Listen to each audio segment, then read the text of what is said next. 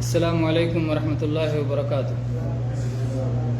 الحمد للہ رب العالمین وبہ استعین واشہد ان لا الہ الا اللہ وحدہ لا شریک لہ واشہد ان محمدا عبدہ ورسولہ اما بعد۔ اللہ تعالیٰ نے بندوں کی ہدایت کے لیے انسانوں کی جب سے پیدائش ہوئی آدم علیہ السلام سے لے کر ہمیشہ رسول اور انبیاء بھیجے، سب سے آخر میں محمد رسول اللہ صلی اللہ علیہ وسلم کو خاتم النبیین بنا کر مبعوث فرمایا اور آپ کو سارے جہانوں کے لیے رحمت بنایا۔ وما ارسلناک الا رحمۃ للعالمین، آپ سب کے لیے رحمت تھے، انسانوں کے لیے بھی، جناتوں کے لیے بھی اور سارے جہانوں کے لیے۔ اللہ نے عام کیا ہے، سارے جہانوں کے لیے آپ کو رحمت بنا کے بھیجا۔ انسانوں میں نیک بھی ہوتے ہیں اور گنہگار بھی ہوتے ہیں، انسانی طبیعت ہے۔ ایک شخص خود اپنے اندر کبھی نیکی کا جذبہ پاتا ہے اور کبھی گناہ کا، کبھی غلطی ہوتی ہے، کبھی اچھائی ہوتی ہے، کبھی برائی ہوتی ہے، کبھی فرما برداری ہوتی ہے، کبھی نافرمانی ہوتی ہے۔ نبی کریم صلی اللہ علیہ وسلم اور سارے انبیاء جو آتے تھے اس لیے کہ تاکہ نافرمانوں کو اللہ کا فرما بردار بنائیں، دنیا سے برائیوں کو کم کیا جائے اور اچھائیوں کو بڑھایا جائے۔ اور دراصل ایک گنہگار تو دلدل میں ہوتا ہے، پھنسا ہوا ہوتا ہے، وہ اس بات کا محتاج ہوتا ہے کہ کوئی اس کا ہاتھ پکڑ کے اسے گناہوں کے دلدل سے نکال دے، تو وہ ہماری شفقتوں کا، ہماری نرمی کا زیادہ حقدار ہوتا ہے۔ لیکن عمومی رویہ کیا ہے کہ لوگ گنہگاروں کے ساتھ شفقت اور نرمی کرنے کے بجائے ان کے ساتھ سختی برتتے ہیں۔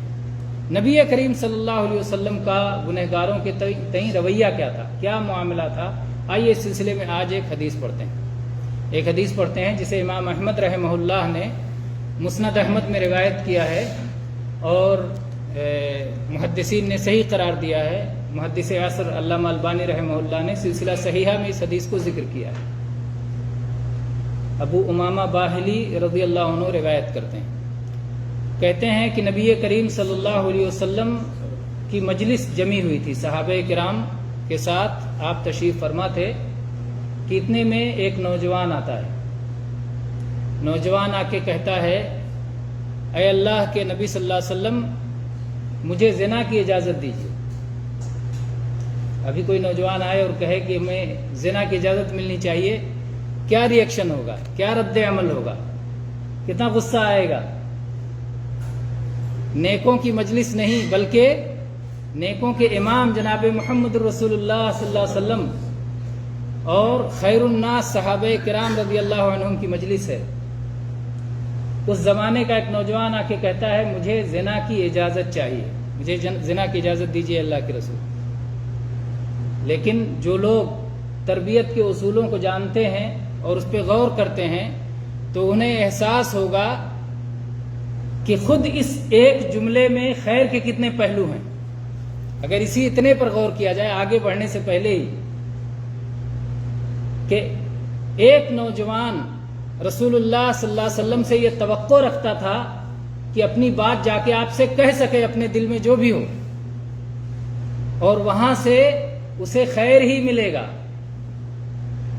ورنہ آج تو کتنے لوگ، کتنے بچے ڈرتے رہتے ہیں، اپنے ماں باپ سے نہیں کہہ پاتے، اپنے قریبی دوست سے نہیں کہہ پاتے کوئی بات۔ تو ایک نوجوان اپنے دل کی بات کہہ سکتا ہے، یہ کیسی تربیت تھی نبی کریم صلی اللہ علیہ وسلم کی کہ وہ جانتا تھا کہ میں اپنی بات کہہ سکتا ہوں۔ جس مصیبت میں میں اندر اندر پریشان ہوں، جو تڑپ مجھے کھائے جا رہی ہے، جس چیز کی رغبت اور لالچ میرے اندر ہے اور اللہ نے اسے حرام کیا ہے۔ قرآن پاک میں اللہ تعالیٰ نے اہل ایمان کی صفت کیا بتائی ہے؟ ولا یزنون، وہ زنا نہیں کرتے، اور بتایا قل للمؤمنین یغضوا من ابصارہم ویحفظوا فروجہم، ایمان والوں سے کہیے کہ اپنی نگاہوں کو پست رکھیں اور اپنی شرمگاہوں کی حفاظت کریں۔ لا تقربوا الزنا انہ کان فاحشۃ وساء سبیلا، زنا کے قریب بھی مت جاؤ، یہ نہایت فحش کھلم کھلا برائی ہے اور بہت برا راستہ ہے. یہ ساری چیزیں یعنی گویا اس نوجوان کو زنا کا حرام ہونا معلوم تھا، علم کا مسئلہ نہیں تھا. علم ہوتے ہوئے بھی آدمی علم کے خلاف کرنا چاہتا ہے. کبھی کبھی علم رہتا ہے کہ یہ چیز غلط ہے، پھر بھی کرنا چاہتا ہے اور کر لیتا ہے، کیونکہ کسی بھی عمل کے لیے صرف علم کافی نہیں، ساتھ میں ایک چیز اور چاہیے جس کو کہتے ہیں ارادہ. علم صحیح ہو، ارادہ بھی صحیح ہو. اگر علم صحیح ہے لیکن ارادہ یا نیت صحیح نہیں ہے، ارادہ فاسد ہے، تو بھی علم کا نتیجہ صحیح نہیں ہوگا. علم درست ہو، ارادہ درست ہو تو اس کے نتیجے میں صحیح عمل انجام پاتا ہے. تو یہاں ارادے کا مسئلہ تھا کہ ارادہ علم کے خلاف جا رہا تھا. نوجوان نے کہا اللہ کے نبی صلی اللہ علیہ وسلم مجھے زنا کی اجازت دیجیے. گویا اس میں خیر کے جو پہلو ہیں، مثبت پہلو یہ ہے کہ وہ آیا. یہ بھی ہو سکتا ہے کہ چپکے چپکے ایک کام انجام دے لیتا، لیکن ایسا نہیں کیا. وہ آیا اور ان کے پاس نہیں گیا کہ لاؤ چلو ان سے پوچھ لیں ان سے پوچھ لیں. ڈائریکٹ رسول اللہ صلی اللہ علیہ وسلم کی خدمت میں آیا اور پھر آپ سے کہا کہ اللہ کے نبی اجازت دیجیے. یعنی میں حرام کو حرام کی صورت میں نہیں کرنا چاہتا. اگر اللہ نے حرام کیا ہے تو میں نہیں کرنا چاہتا، لیکن شاید آپ میرے لیے اجازت دے دیں. میری ضرورتوں کو دیکھ کر، میری مجبوریوں کو دیکھ کر، میری خواہشات کو دیکھ کر آپ اجازت دے دیں گے تو میرے لیے حلال ہو جائے گا، میں کر لوں گا. تو اس میں ایک سوال اس نے کیا ہے، اس کو اگر آپ مثبت انداز میں غور کریں تو اس میں کتنے فوائد ہیں. یعنی کوئی آدمی جب آ کے اس طرح کا سوال کرے جو بظاہر سوال بہت برا ہو، تو آپ سوچیں میرے پاس آیا تو ہے، غلط سوال لے کے ہی صحیح آیا تو میرے پاس، مجھ سے دور تو نہیں بھاگا، میرے پاس آنا خود اس میں خیر ہے. پھر یہ سوال کیا ہے، اب بھی اس کے سوال کرنے پر تو میرا کوئی کنٹرول نہیں ہے کہ وہ کیا سوال کرے. وہ تعلیم دی جا سکتی ہے لیکن اس کے لیے وقت چاہیے کہ کس طرح کا سوال ہو. لیکن ابھی اس کے ساتھ میرا رد عمل کیا ہونا چاہیے، میرا رویہ اس کے ساتھ کیا ہونا چاہیے. تو جب اس نے یہ سوال کر لیا اللہ کے نبی کریم صلی اللہ علیہ وسلم کے ساتھ، صحابہ کرام کو بڑا برا لگا. سب ڈانٹنے لگے، اے رک جاؤ، چپ ہو جاؤ. اور یہی ہوگا، اتنا برا سوال سن کر کے ظاہر بات ہے طبیعتوں میں ایک طرح کی غیرت آئے گی. غیرت اچھی چیز ہے. اور اللہ کے نبی کریم صلی اللہ علیہ وسلم نے پھر اس نوجوان کو کہا رہنے دو، آنے دو اس کو، میرے قریب بھیج دو، ادنو آؤ، قریب آ جاؤ. آپ نے اسے قریب بلایا. قریب بلایا اس لیے نہیں کہ قریب آ جائے تو تماچا لگا دوں، ہے نا. بہت سارے لوگ ایسا بھی ہو سکتا ہے کہ قریب بلا کے تو پھر تماچا لگانا آسان ہوگا. نہیں، ایسی کوئی بات نہیں تھی. اپنے سے قریب کیا. قربت میں جو چیز ہے، قریب کر کے جو سکھایا جا سکتا ہے، وہ دور سے سکھانے میں وہ چیز نہیں ہے. آدمی یہ قرب ایک طرح سے مل جانا یا قریب ہو جانا، یہ محبت کی زیادتی کا بھی ذریعہ ہے، اور محبت کے گرم جوشی جو دل میں پہنچائی جا سکتی ہے، قریب ہونے کے ذریعے سے بھی پہنچائی جا سکتی ہے. تو اس نوجوان کو آپ نے قریب کیا. اپنے سے قریب کرنے کے بعد جب قریب ہو گیا تو اللہ کے نبی صلی اللہ علیہ وسلم نے بجائے اس کے کہ اس کو آیات سنا دیں، حکم دے دیں، منع فرما دیں، آپ نے اس کو تشفی بخش، جس سے اس کی تشفی ہو جائے، جس سے اسے اطمینان ہو جائے، جس سے اس کی عقل کو سکون مل جائے، اور جس کی وجہ سے اس کے دل میں اس گناہ کے خلاف غیرت پیدا ہو جائے، جذبہ پیدا ہو جائے. آپ نے اس نوجوان سے پوچھا کہ اچھا یہ بتاؤ، تم زنا کی اجازت طلب کر رہے ہو، کیا تمہاری ماں کے ساتھ کوئی زنا کرے تم اس بات کو پسند کرو گے؟ اور عرب بلکہ ہر سلیم الفطرت انسان زنا کو انتہائی ناپسند کرتا ہے، اور خاص طور پہ اپنی ماں کے ساتھ جب زنا کی بات ہو جائے. غیرت جاگ اٹھی اور نوجوان نے کہا لا واللہ یا رسول اللہ جعلنی اللہ فداک، اے اللہ کے نبی میں آپ پر قربان جاؤں، یہ کیسے ہو سکتا ہے؟ اللہ کی قسم یہ گوارا نہیں ہوگا. میری ماں کے ساتھ کوئی زنا کرے کیسے گوارا ہوگا؟ تو اللہ کے نبی صلی اللہ علیہ وسلم نے فرمایا کہ لوگ بھی اپنی ماؤں کے ساتھ زنا کو گوارا نہیں کریں گے. جیسے تم کو اپنی ماں کے ساتھ زنا گوارا نہیں، ویسے کسی بھی انسان کو اپنی ماں کے ساتھ زنا گوارا نہیں ہے۔ پھر آپ نے اس سے دوسرا سوال پوچھا، کیا اپنی بیٹی کے لیے تمہیں زنا پسند ہے؟ نوجوان تھا وہ، شادی شدہ نہیں تھا، بیٹی نہیں تھی، یا ہو سکتا ہے پہلی شادی ہوئی ہو۔ زیادہ تر تو ہی لگتا ہے زنا کی اجازت کیوں مانگ رہا ہے؟ کیونکہ شادی شدہ نہیں ہے۔ تو یہ سوال کیوں کیا گیا؟ کیونکہ یہ طبیعت میں ہے انسان کے، اگرچہ اس کے پاس بیٹی نہیں ہے پھر بھی بیٹی کی اہمیت کو سمجھتا ہے، اس کے باوجود اس بات کو سمجھتا ہے۔ اس لیے ضروری نہیں ہے کہ یہ سوال کیوں کیا گیا کہ بیٹی کے ساتھ، جبکہ اس کے بیٹی ہی نہیں تھی۔ بیٹی نہ ہونے کے باوجود آدمی کو بیٹی کے رشتے کی عظمت کا احساس ہوتا ہے جو معاشرے میں ہوتا ہے۔ تو جب اس سے پوچھا، کہا لا واللہ یا رسول اللہ جعلنی اللہ فداک، اللہ کے نبی میں آپ پہ قربان جاؤں، اللہ کی قسم یہ بھی گوارا نہیں۔ پھر آپ نے پوچھا اپنی بہن کے ساتھ، پھر پوچھا اپنی پھوپھی کے ساتھ، اپنی خالہ کے ساتھ زنا کیا جانا پسند ہے؟ کہا نہیں، اللہ کی قسم نہیں پسند ہے، اللہ کے نبی میں آپ پہ قربان جاؤں۔ اللہ کے نبی صلی اللہ علیہ وسلم نے فرمایا کہ جیسے تم کو نہیں پسند ہے ویسے دوسرے لوگوں کو بھی اپنی ماؤں کے ساتھ، اپنی بہنوں کے ساتھ، اپنی بیٹیوں کے ساتھ، اپنی خالاؤں کے ساتھ، اپنی پھوپھیوں کے ساتھ زنا پسند نہیں ہے۔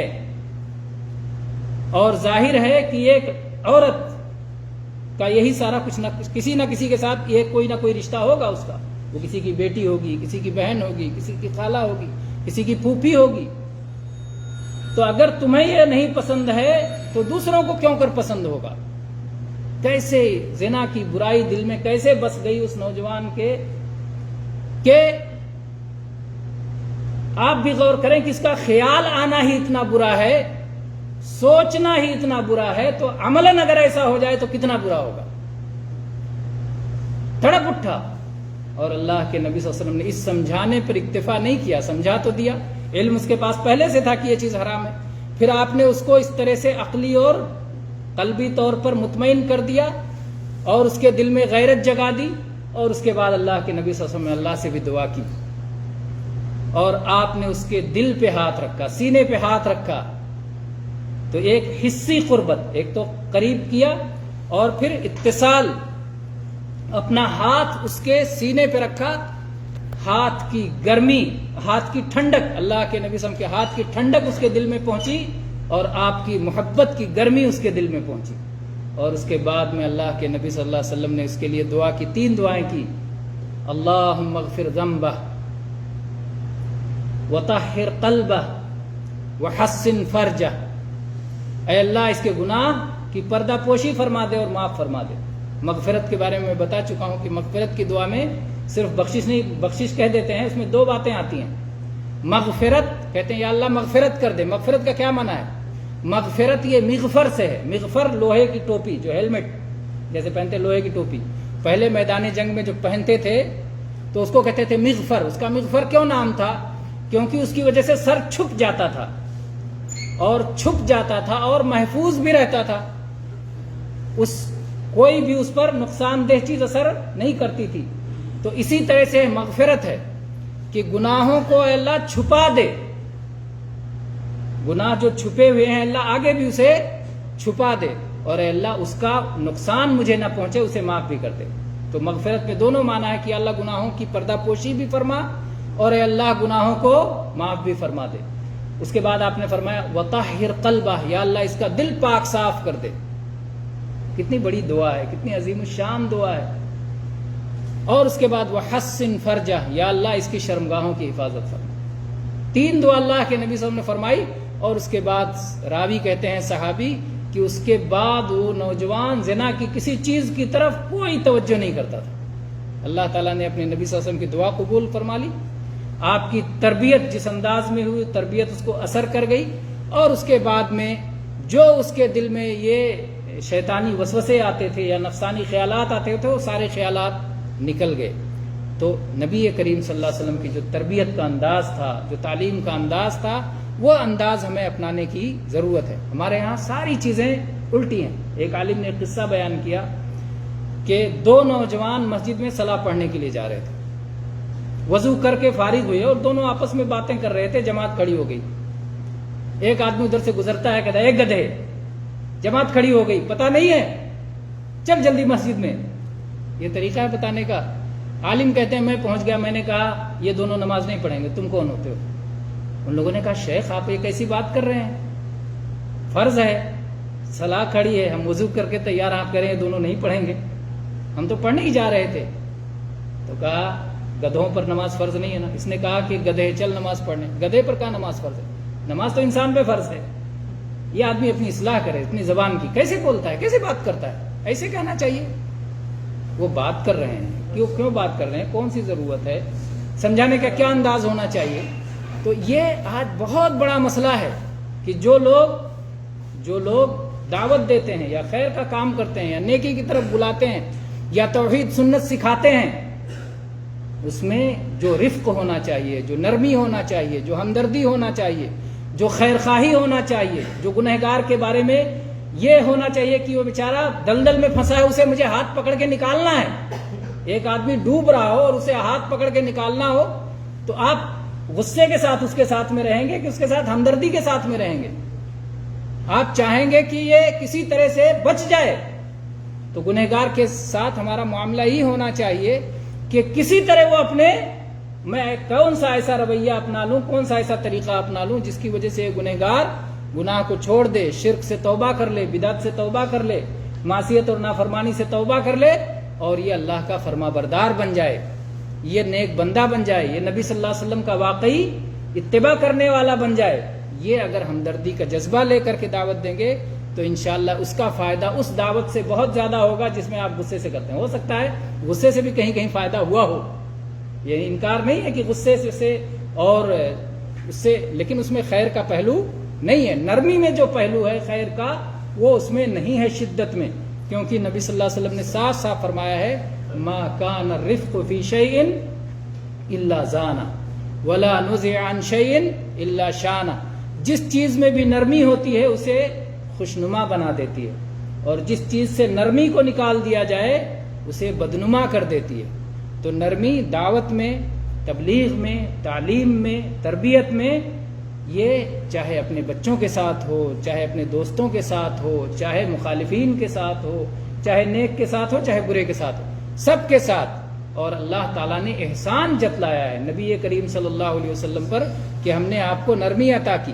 فَبِمَا رَحْمَةٍ مِّنَ اللَّهِ لِنْتَ لَهُمْ وَلَوْ كُنْتَ فَظًّا غَلِيظَ الْقَلْبِ لَانفَضُّوا مِنْ حَوْلِكَ. اللہ کی رحمت کی وجہ سے آپ لوگوں کے لیے نرم ہیں. اگر آپ سخت گیر ہوتے، اگر آپ بد اخلاق ہوتے تو لوگ آپ کے پاس سے دور چلے گئے ہوتے. تو اللہ کے نبی صلی اللہ علیہ وسلم جو اللہ کے نبی تھے اور سارے نبیوں کے سردار تھے اور سب سے زیادہ اللہ کے پیارے تھے، حبیب تھے، خلیل تھے، اتنا سارا بڑا درجہ ہونے کے باوجود اللہ تعالیٰ نے کہا کہ اگر آپ کے ہاں بھی نرمی نہیں ہوتی تو لوگ آپ کے قریب بھی نہیں آتے. تو ہمیں میرے بھائیوں، جو لوگ توحید کی طرف بلانے والے ہیں، جو لوگ سنت کی طرف بلانے والے ہیں، جو لوگ راہ حق کی طرف بلانے والے ہیں، جو صراط مستقیم کی طرف بلانے والے ہیں، ہم میں نرمی کی بہت زیادہ ضرورت ہے. اللہ تعالی ہم سب کو کی سمجھ عطا فرمائے. آمین. وآخر دعوانا ان الحمد للہ رب العالمین. صلی اللہ علی نبینا محمد.